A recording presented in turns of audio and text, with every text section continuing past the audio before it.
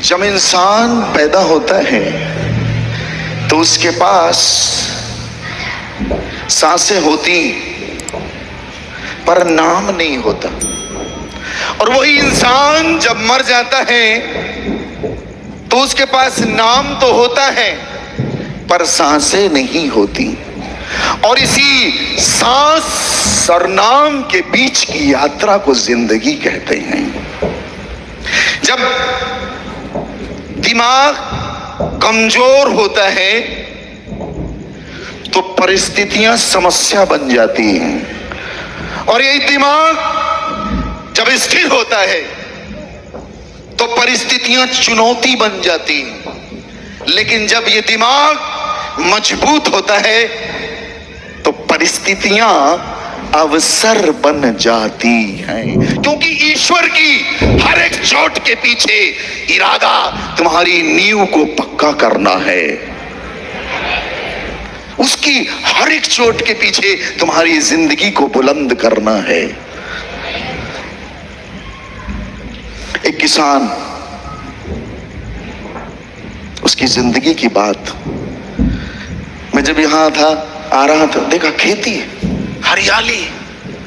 ये हरियाली ऐसे नहीं है, उड़ीसा के लोग नेचुरल लोग हैं, प्राकृतिक लोग। और जो लोग ईश्वर के निकट होते हैं वो प्रकृति को संभाल के रखते हैं, क्योंकि ये हमारे लिए वरदान है।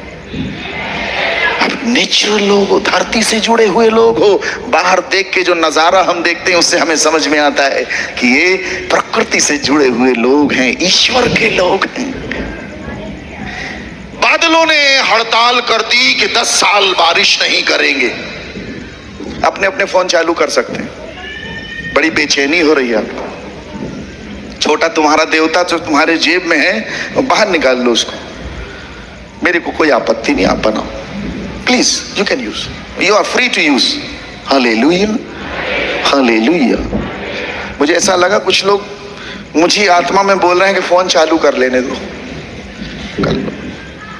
तुम ना बोलोगे पर मेरे को तुम्हारी आवाज सुनाई दे रही है। एक किसान की कहानी बड़ी सुंदर। बादलों ने कहा 10 साल नहीं बरसेंगे, हड़ताल कर दी। सारे किसानों ने अपने औजार, अपने हल वगैरह पैक करके रख दिए, लेकिन एक किसान हल चला रहा है, खेती कर रहा है नियमानुसार। बादलों ने ऊपर से देखा, नीचे आए, बोले क्यों भाई क्या कर रहे हो, हम नहीं बरसेंगे, 10 साल की हड़ताल घोषित हो चुकी है। किसान ने कहा जब बरसोगे तब बरसोगे, मैं तो हल इसीलिए चला रहा हूं कि कहीं इन 10 वर्षों में मैं हल चलाना न भूल जाऊं। ये बात जब बादलों ने सुनी डर गए, आपस में कहने लगे अरे कहीं ऐसा ना हो कि हम भी बरसना न भूल जाए, बरसो।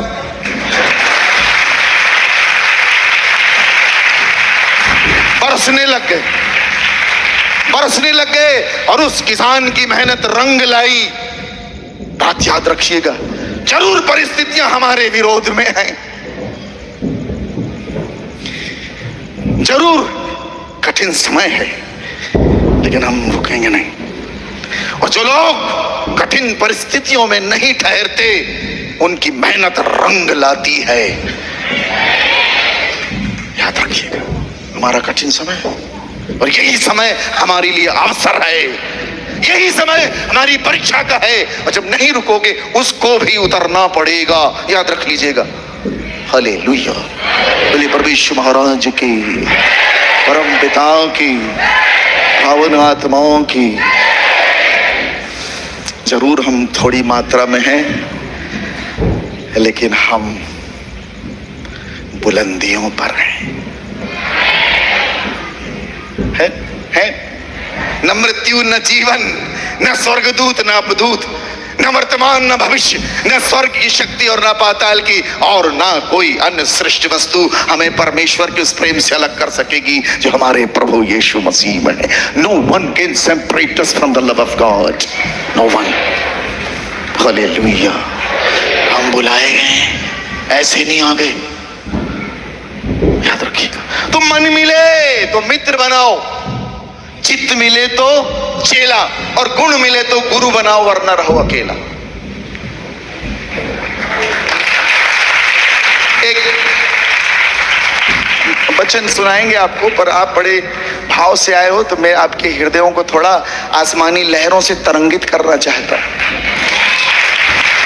जब तुम वीणा के तार कसोए, गायक मारा गंधर्व बने।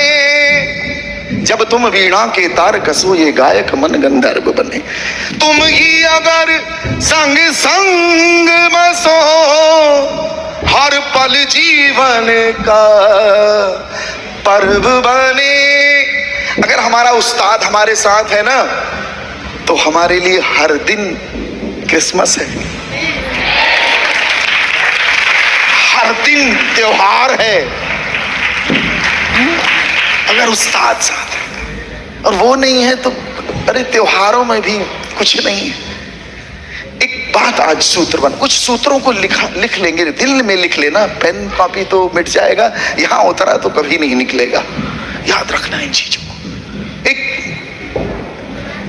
आदमी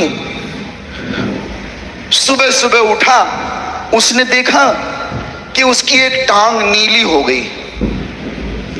हकीम डॉक्टर के पास भागा, बोले डॉक्टर साहब मेरी एक टांग। डॉक्टर ने देखा, बोले तेरी टांग में जहर चढ़ रहा है, काटना पड़ेगा नहीं तो तू मर जाएगा।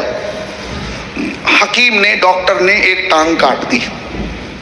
कुछ दिन बाद फिर सुबह उठा, देखा दूसरी टांग नीली। हकीम के पास गया, हकीम ने कहा तेरी दूसरी टांग में भी जहर चढ़ रहा है, नहीं काटी गई तो मर जाएगा। दूसरी भी काट दी। दोनों जगह पर नकली पैर लगा दिए गए। कुछ दिन और बीते, एक दिन सुबह उठा, देखा कि दोनों नकली पांव नीले हो गए। हकीम के पास ले जाया गया। हकीम ने देखा, हकीम ने कहा रे रे रे रे रे रे रे अरे अब तेरी बीमारी समझ में आई, असल में तेरी लुंगी कलर छोड़ रही है।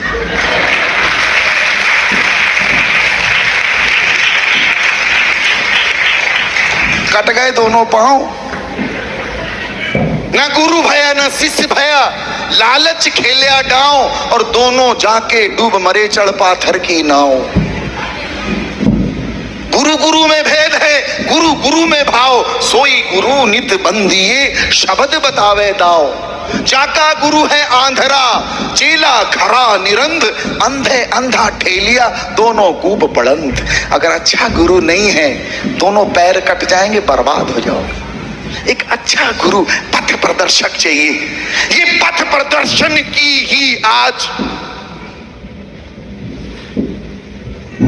संगत हो रही है, पथ प्रदर्शन की।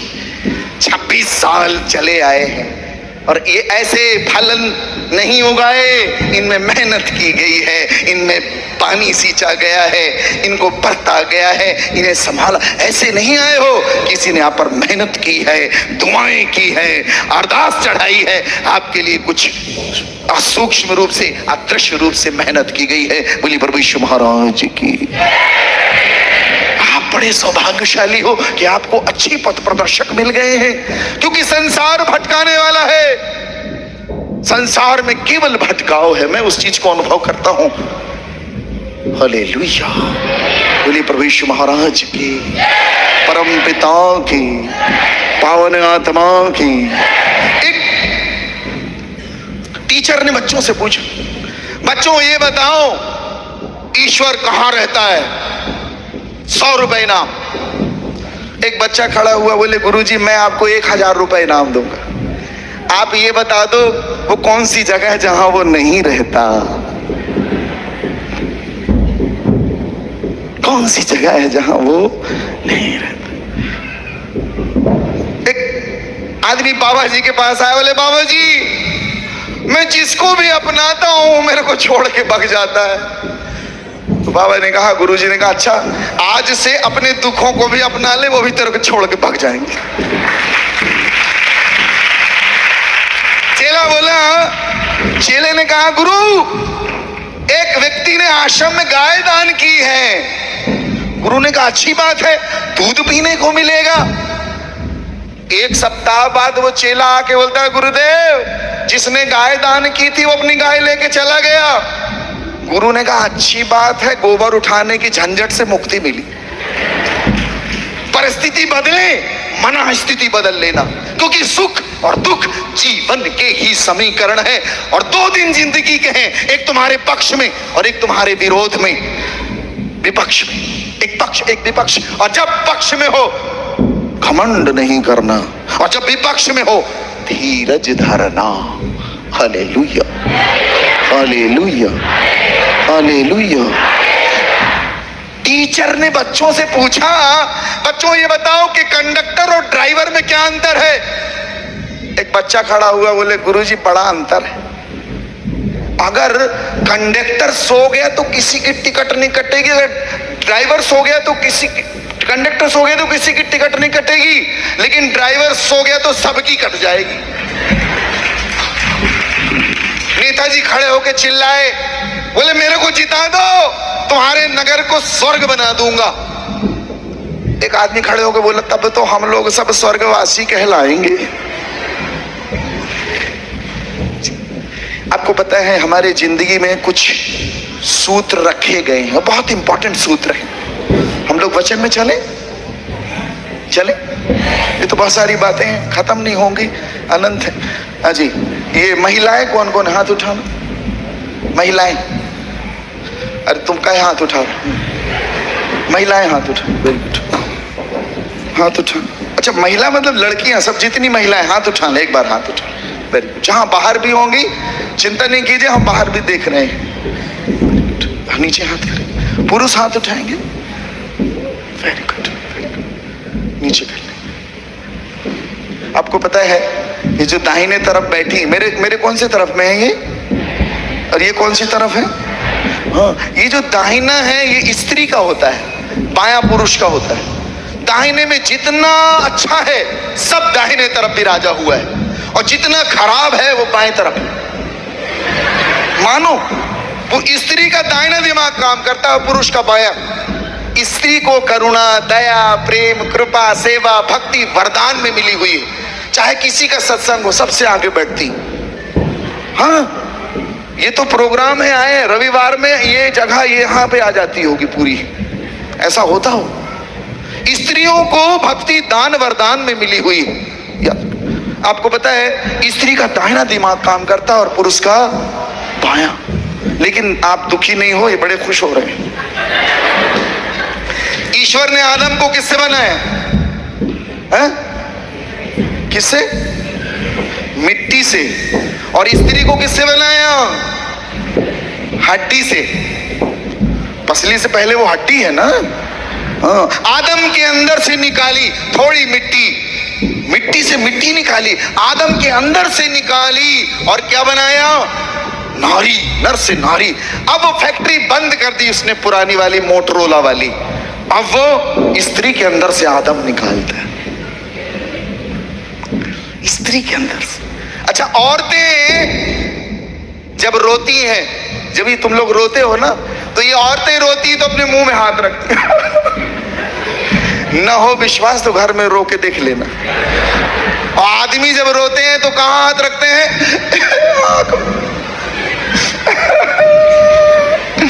तुम लोग रो के देखना आज अपने अपने घर। हाँ, कुछ प्रैक्टिकल किया करो, देखना 2-4-10 लोग इकट्ठे हो जाएंगे। चुप हो जा, शांत हो जा, मत रो। हंसोगे तो कोई पसंद नहीं करेगा, ये दुनिया हंसते को पसंद ही नहीं करती। रोगे तो 10, 20, 25, 50 आ जाएंगे चुप कराने के लिए, ये प्रकृति। तो औरत जब रोती है तो अपने मुंह में हाथ रखती है, आदमी जब रोता है तो अपनी आंख पर हाथ रखता है, क्योंकि ये कुदरत बताती है कि औरतों के ज्यादातर गुनाह उनकी जुबान से होते हैं, और ये कुदरत बताती है कि आदमी के ज्यादातर गुनाह उनकी निगाहों से होते हैं। और ये कुदरत मुजरिम का पता खुद ही बता देती है। तुम जहां हाथ रखते हो ना वहीं दोषी हो। हेलो, तो चाहे सुख की वसीयत हो या दुख के दस्तावेज, बड़े ध्यान से देखोगे तुम्हारे खुद के सिग्नेचर होंगे उसमें। इसीलिए भाग नहीं सकते। हालेलुया, बोलिए प्रभु यीशु महाराज की, परम पिता की। अच्छा, मुझे बड़े ध्यान से देख रहे हैं, बाबा जी आए, लाए बाबा जी। मैं प्रोग्राम दे रहा था, एक बड़ा प्रवचन, काफी भीड़, ऊपर स्टेज 14 फीट ऊपर स्टेज, हम ऊपर से प्रवचन कर रहे, पश्चाताप। जब जब पश्चाताप के ऊपर बोले, वो महिला एक नीचे बैठी रोए, जोर जोर से रोए। मुझे लगा क्या हो गया, लगता है इस अम्मा जी को पश्चाताप हो रहा है। दूसरे दिन फिर चालू रोना, तो मैं नीचे उतर के आया, कॉर्डलेस माइक के साथ नीचे उतरा और मैंने सीधे उस अम्मा जी के सिर में हाथ रख दिया। मैंने कहा, माता जी मत रो, मुझे विश्वास है कि आपके हृदय में पश्चाताप हो रहा है और पश्चातापी हृदय को प्रभु माफ करते हैं, क्षमा करते हैं, ग्रहण करते हैं। आप शांत हो जाओ, आपका प्रार्थना, दुआ, पश्चाताप कबूल हो रहा है, आप शांत हो जाओ। उसने कहा, पश्चाताप पश्चाताप कुछ नहीं हो रहा। तो मैंने कहा, क्यों रो रही हो? उसने कहा, 1 महीना पहले हमारा बकरा मर गया और वो बकरे की दाढ़ी बिल्कुल आपा के टाइप की थी, और जब आप नाचते हो, गाते हो, आपकी दाढ़ी हिलती तो हमको हमारा बकरा याद आता है। आप मानोगे नहीं, ये सत्य घटना। मैं भागा वहां से और मैंने कभी सपने में नहीं सोचा था कि ये उत्तर मेरे को मिलेगा। मुझे नहीं मालूम कि आप क्या देख रहे हो, मेरी दाढ़ी, मेरा कपड़ा, यही इंसान देखता है, दाढ़ी, कपड़ा। एक औरत आई बाबा जी के पास, बोली, बाबा जी हमारा हाथ देख दो, हमारा पांव देख दो। हाँ, ये हमारे पास आते हैं लोग, बाबा जी हमारा ये देख दो। पहुंची बाबा जी के पास कुंडली लेके, कुंडली बनती ना, कुंडली लेके पहुंची, बाबा जी मेरी कुंडली देख दो। बाबा ने कुंडली खोली, बोले, तेरा नाम सीता है? हाँ हाँ बाबा जी। तेरे पति का नाम मोहन? हाँ। तेरे 4 बच्चे? अरे बाबा आप अवतार हो। और तूने कल 10 किलो शक्कर खरीदी थी? अरे बाबा आप तो अंतर्यामी हो, ईश्वर हो, परमात्मा हो। बोले, बक, राशन कार्ड लेके आई है।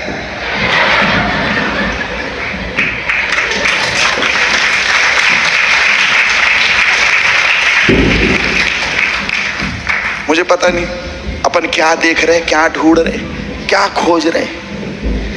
आपको पता है, यीशु जी जब पहली बार यूहन्ना बपतिस्मा दाता ने, वो बहुत बड़े नबी थे, उन्होंने पहली बार यीशु जी को देखा तो कहते, पश्यामीश्वर समेश शावका यो जगतो पाप भारम भारती। देखो परमेश्वर का मेमना जो संसार के पाप।